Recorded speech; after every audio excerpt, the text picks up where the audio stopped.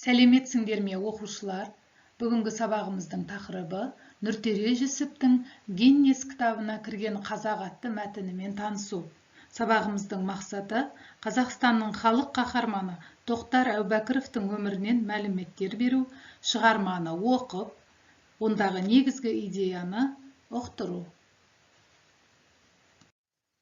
Олай болса, балалар, берілген сандарды өсу ретімен қойып, сөздерді тауып оқимыз. Дұрыс айтасыңдар, балалар. Берілген сөз Гиннес сөзі болатын. Гиннес кітабы алғаш рекорд жасаған адамдардың есімі берілетін кітап екен. Рекорд еңбекте, спортта қол жеткен ең жоғарғы табыс екен. Олай болса, Гиннес рекордтар кітабы бұл әлемдік рекордтар енетін жылдық жинақ екен. Қарайықшы, балалар, суреттен біз кімді көріп тұрмыз? Біз суреттен ғарышкерді көріп тұр екенбіз. Ғарышкер дегеніміз, олар ғарышқа, аспан әлеміне ұшатын адамдар екен. Аспан әлемінде көптеген ғалам бар. Ал біздер жер ғаламында өмір сүреміз. Иә, ғарышкер ағаларымыз ғарышқа зымыранмен ұшады екен. Оны ғарыш кемесі деп атайды екен. Олар ғарышқа ұшып барып, аспан әлемін зерттейді екен. Ғарышқа ұшатын ғарышкерлер арнайы киімдер киеді. Ол скафандр деп аталады екен. Ол скафандр киімі ғарышқа ұшуға лайықталған киім екен. Ғарышкерлердің бәрі Байқоңыр ғарыш айлағынан ұшады, балалар. Ол Қызылорда облысында орналасқан екен. Балалар, алдарында қазақ қырандары, тұңғыш қазақ ғарышкерлерін көріп тұрсыңдар. Олар Тоқтар Әубәкіров, Талғат Мұсабаев, Айдын Айымбетов.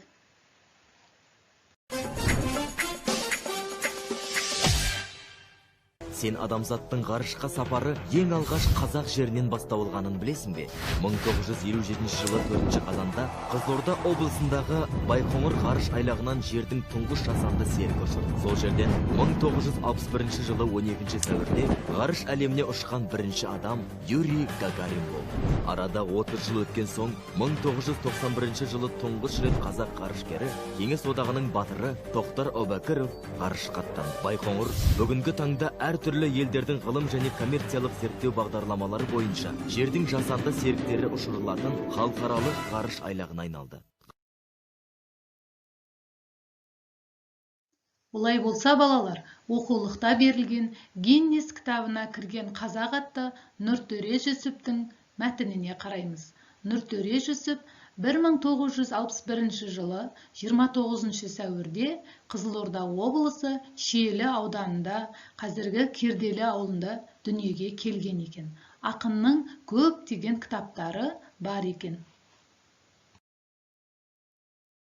Тоқтар Оңғарбайұлы Әубәкіров, қазақ халқынан шыққан тұңғыш ғарышкер. Ол мектеп бітіргеннен кейін Ресей Федерациясындағы Армавир жоғары әскери ұшқыштар училищесіне түсіп бітірген. Кеңес одағы әскери әуе күштерінде ұшқыш болды.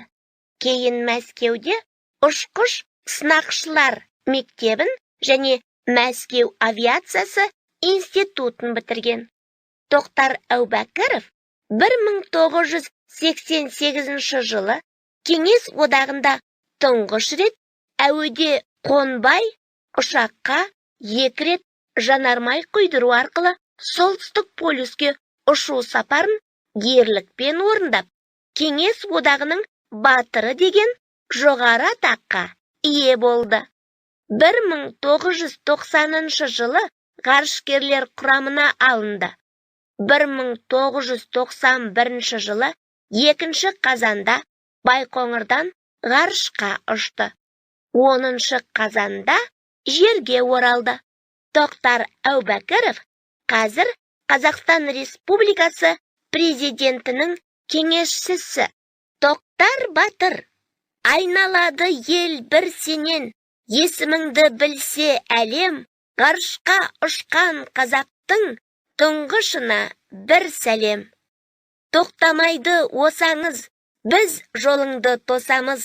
Тоқтар ерлік, ерлікті күнде өлеңге қосамыз. Баспайтын ол жыр таңы, жүрегімізді жылытады. Тоқтар батыр кәдімгі, Алпамыстың ұрпағы. Тұманбай Молдағалиев.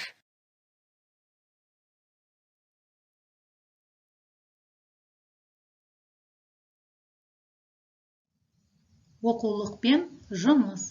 Гиннес кітабына кірген қазақ. Тбилиси ұшағымен жаңа әдіспен ұшақты көтеру оқиғасына бүкіл әлем көз тікті. Бұл ерлікті Тоқтар сынақшы ұшқыш ретінде МиГ-29 ұшағымен жасады. Кеңес ұшағы лып етіп ұшады. Егер дұрыс ұша алмаса, суға құлап түсетін болды. Бұл сәт секундтар ішінде орындалу керек болатын. Бұл әдісті ғаламат ерлікпен Тоқтар Әубәкіров жасады. Тоқтар Әубәкіровтың осы ерлігі Гиннестің рекордтар кітабына енгізілді. Тоқтар Әубәкіров ғарыш кеңістігінде 7 тәулік, 22 сағат, 12 минут, 40 секундта болған екен. Баңдар, армандаудан қорықпаңдар, жалқаулыққа салынбаңдар балалар дегім келеді. Баршаңа сәттілік тілеймін. Сау болыңдар балалар.